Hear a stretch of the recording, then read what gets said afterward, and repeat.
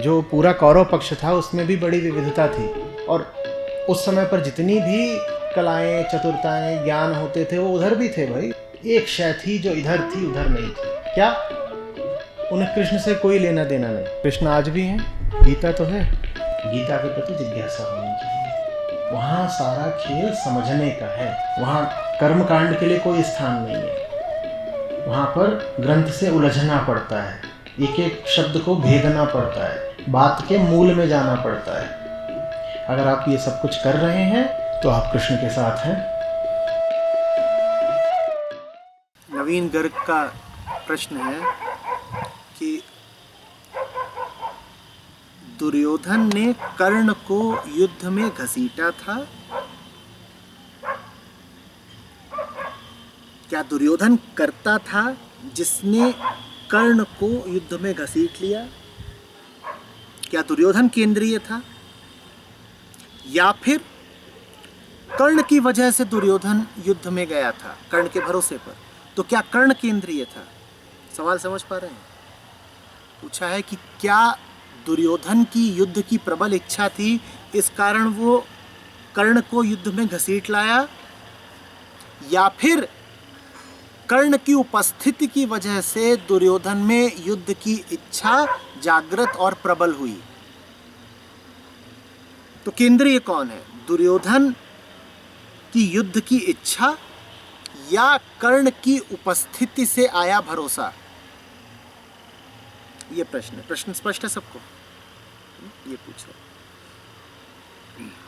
फिर आगे दो सवाल लिखे हैं जो इसी मूल प्रश्न से संबंधित है।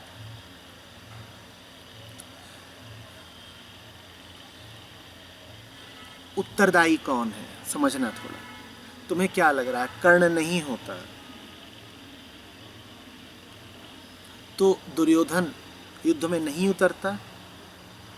सुनो तुम अच्छे से, कर्ण नहीं होता तो दुर्योधन किसी दूसरे कर्ण का निर्माण करता। दुर्योधन कौन है? युद्ध को मचलती हुई वृत्ति है दुर्योधन। पूरे राज्य पर शासन करने को बेचैन वृत्ति है दुर्योधन।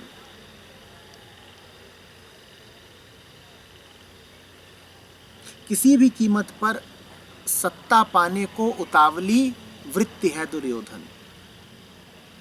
ताकत की उपासक वृत्ति है दुर्योधन। ये है दुर्योधन, कोई चेहरा नहीं है दुर्योधन। दुर्योधन सर्वव्यापक है, हम सब में मौजूद है। सत्ता हम सबको चाहिए, और धर्म और न्याय को ठुकराने को हम सभी तैयार भी हो जाते हैं। हम सब दुर्योधन। वो जो वृत्ति है भीतर मचलती हुई, वो एक नहीं 100 कर्ण तैयार कर लेगी। ये जो ऐतिहासिक कर्ण है जिससे तुम महाभारत में रूबरू होते हो, इसका भी तो दुर्योधन ने निर्माण ही किया था। कर्ण थोड़े ही चल करके आया था दुर्योधन के पास। दुर्योधन ने देखा कि अरे ये अधिरथ का, राधा का जो पुत्र है, बड़ा तेजस्वी है, बड़ा योद्धा है, शस्त्र संचालन में बड़ा निपुण है, और ये भी मुझे दिख रहा है अभी कि अर्जुन से इसकी ठन गई है। तुरंत दुर्योधन ने उसको बुलाया। कर्ण कहाँ फंसता महाभारत के झमेले में अगर दुर्योधन ने उसे आमंत्रित न किया होता, अगर दुर्योधन ने उसे एक छोटे से राज्य का राजा न बना दिया होता। कर्ण को कर्ण बनाया किसने? दुर्योधन ने। नहीं तो कर्ण तो सूतपुत्र था, अपने छोटे से गांव में शस्त्र संचालन सीख गया था, अपने सीमित दायरे में प्रसिद्धि पा जाता। या हो सकता है उसका दायरा बढ़ता भी तो न जाने वो इतने बड़े संसार में किस दिशा को निकल जाता। वो जिस भी दिशा को निकलता, वहाँ ज़रूरी तो नहीं था ना कि उसे महाभारत मिलती। कर्ण की अपनी कोई अलग कहानी होती।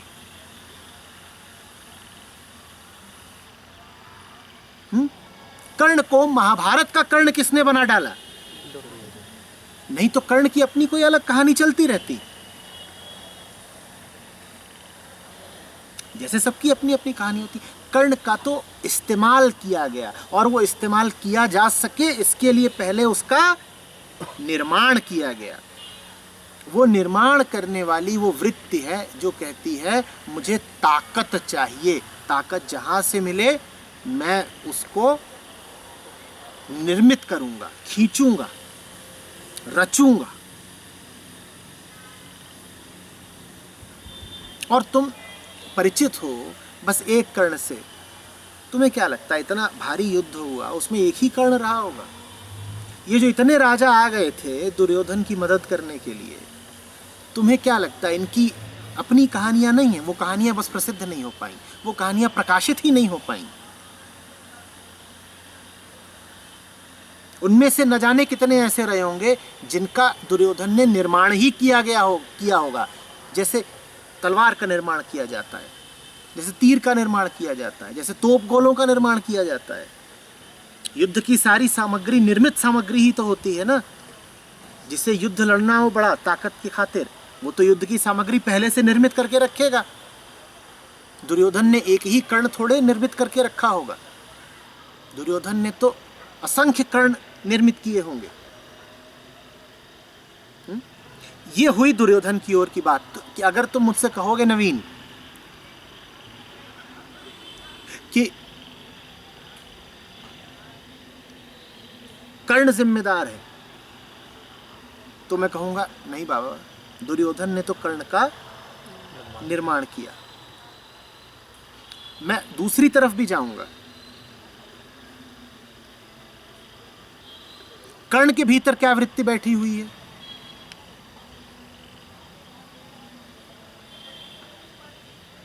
मैं बड़ा ओजस्वी हूं, मेरा प्रताप देखो, मेरा शौर्य देखो, मेरे कवच कुंडल देखो, पर मुझे मान नहीं मिल रहा।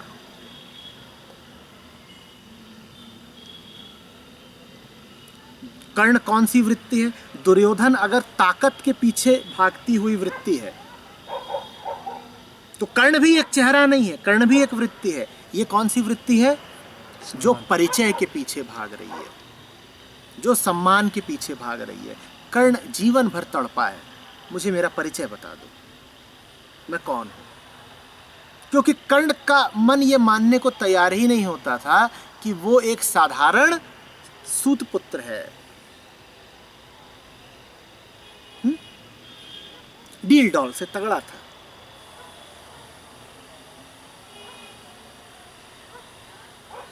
मन भी उसका तीव्र बुद्धि था, और लोगों ने भी सदा उसको यही कहा कि भाई तू लगता नहीं है किसी साधारण कर्मचारी का, किसी साधारण कुल का बेटा। तो कर्ण के मन में कौन सी भावना घर कर गई थी कि हूं तो मैं कोई और, गलत जगह फंसा हुआ, और जहां फंसा हूं वहां इज्जत नहीं मिलती। तो कर्ण बार बार विह्वल होकर पूछे, बता दो मैं कौन हूं, मेरा परिचय दो ना। समझ रहे हो बात?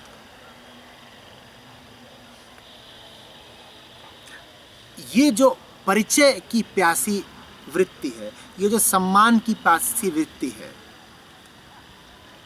इसे किसी न किसी दुर्योधन का निर्माण करना था। दुर्योधन को सत्ता की खातिर किसका निर्माण करना था? कर्ण का। और कर्ण को सम्मान, ओहदा, परिचय पाने के लिए किसका निर्माण करना था? दुर्योधन का।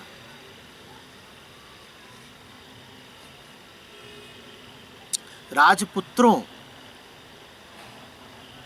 की शिक्षा पूरी हुई थी, वो सब दर्शा रहे थे कि उन्होंने क्या सीखा, अपनी समस्त विद्याओं का परिचय दे रहे थे।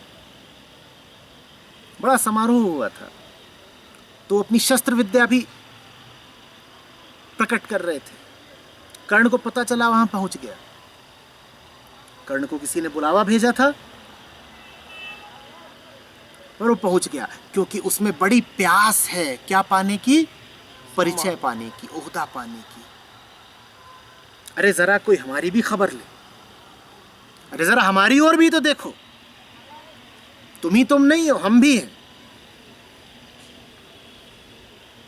दुनिया एक बार कह दे कि कर्ण महान है, दुनिया एक बार कर्ण को वैसी ही आदर भरी नजरों से देख ले जैसे राजपुत्रों को या राजाओं को देखा जाता है। कर्ण ललका जा रहा है, बड़ा प्यासा है, भिखारी जैसा है, थोड़ा सा सम्मान दे दो ना बस। इस सम्मान की खातिर कर्ण किसी भी दुर्योधन का निर्माण कर सकता था। कर्ण को चाहिए कोई जो कर्ण को राजा बना ले, कर्ण को चाहिए कोई जो कहे कि कर्ण तू बहुत ऊंचा आदमी है। दुर्योधन में कर्ण को वो अवसर दिखा, तो दुर्योधन से कहता है, मित्र आजन्म तुम्हारा साथ दूंगा। वास्तव में कर्ण दुर्योधन से क्या कह रहा है? पहचान दे दो, रुतबा दे दो, राज्य दे दो, ओहदा दे दो, सदा तुम्हारा ऋणी रहूंगा। इस दुर्योधन से अगर कर्ण को राज्य, रुतबा, ओहदा, परिचय न मिला होता तो कर्ण निश्चित रूप से किसी दूसरे दुर्योधन के पास चला जाता। कर्ण को तो चाहिए था क्या? कोई ऐसा जो उसको तरक्की दे दे, कोई ऐसा जो उसको उठा करके सिंहासन पर बैठा दे। वो सम्मान, वो सिंहासन अगर उसे दुर्योधन से ना मिला होता तो कहीं और चला गया होता। कहीं ना कहीं उसने उस सम्मान की खातिर अपने लिए एक उपयुक्त दुर्योधन का निर्माण कर ही लिया होता। तो ये मत पूछो कि कर्ण केंद्रीय है या दुर्योधन केंद्रीय है। ये मत पूछो कि क्या दुर्योधन ने कर्ण को घसीटा या कर्ण का भरोसा था जिसके कारण दुर्योधन युद्ध में घिसट गया। वृत्ति सदा शोषक होती है, वो दूसरे का शोषण करती है अपने स्वार्थ की खातिर, और इस प्रक्रिया में वो खुद ही बुद्धू बन जाती है, अपने ही शोषण करा बैठती है। दुर्योधन कर्ण का शोषण कर रहा है और कर्ण दुर्योधन का शोषण कर रहा है, मारे दोनों जाते हैं। दुर्योधन कर्ण का शोषण कर रहा है ताकत की खातिर, बदले की खातिर। मेरे बाप का राज्य था,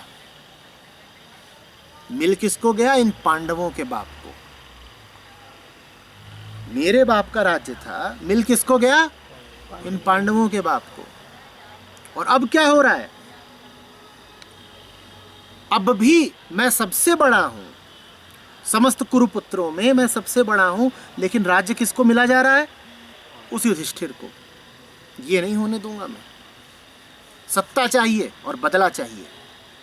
इस सत्ता की खातिर, इस बदले की खातिर दुर्योधन की वृत्ति कर्ण का शोषण करती है। पहले कर्ण का निर्माण करती है, इस्तेमाल करती है, शोषण करती है। और कर्ण को क्या चाहिए? सम्मान दे दो, पहचान दे दो, परिचय बता दो। एक बार कोई कह दे कि राजपुत्र है कर्ण, सूत पुत्र नहीं। एक बार कहीं से कोई बोल दे कि सूर्य पुत्र है, सूत पुत्र नहीं। इस पहचान की खातिर, इस पहचान के लालच में कर्ण दुर्योधन का शोषण करता है। बात समझ रहे हो भाई? कर्ण की उपयोगिता ही क्या रह जाएगी दुर्योधन के लिए? अगर दुर्योधन में और पांडवों में संधि हो गई तो कर्ण के लिए भी तो आवश्यक है ना कि दुर्योधन की ठनी रहे पांडवों से। सोचो, अगर दुर्योधन का और पांडवों का एका हो गया तो कर्ण को कौन पूछेगा? और अभी तक ये किसी को पता नहीं है कि वो कुंती पुत्र है। अभी तक तो क्या है, बस यूं ही कोई दोस्त है, मित्र है कर्ण का, दुर्योधन का। एक बार भाइयों की आपसी फूट मिट गई, फिर इस तरीके के जो मित्र होते हैं वो तो बाहर वाले हो जाते हैं। तो कर्ण भी संधि का कोई अवसर आने नहीं दे रहा। दुर्योधन को ऐसी कोई राय नहीं दे रहा जिससे समझौता हो जाए। दोनों ही एक दूसरे का शोषण कर रहे हैं, दोनों का ही अंत त्रासद है।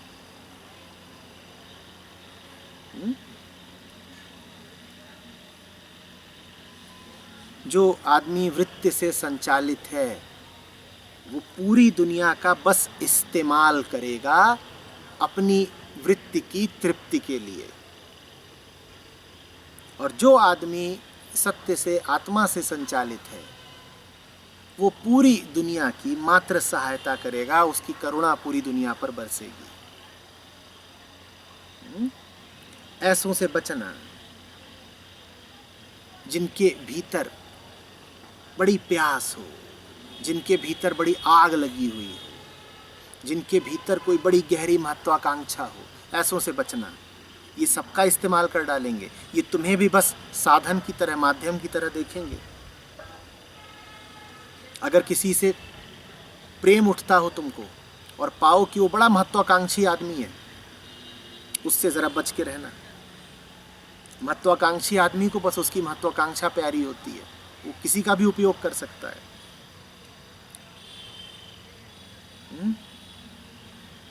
वास्तव में महत्वाकांक्षी आदमी प्रेम जान ही नहीं सकता।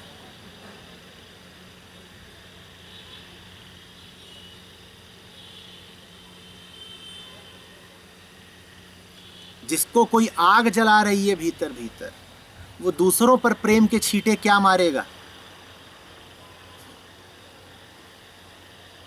उसकी तो सारी कोशिश ये रहेगी कि किसी तरह मेरी अपनी आग शीतल हो। वो दूसरों को बस इस्तेमाल करेगा। ऐसों से बचना।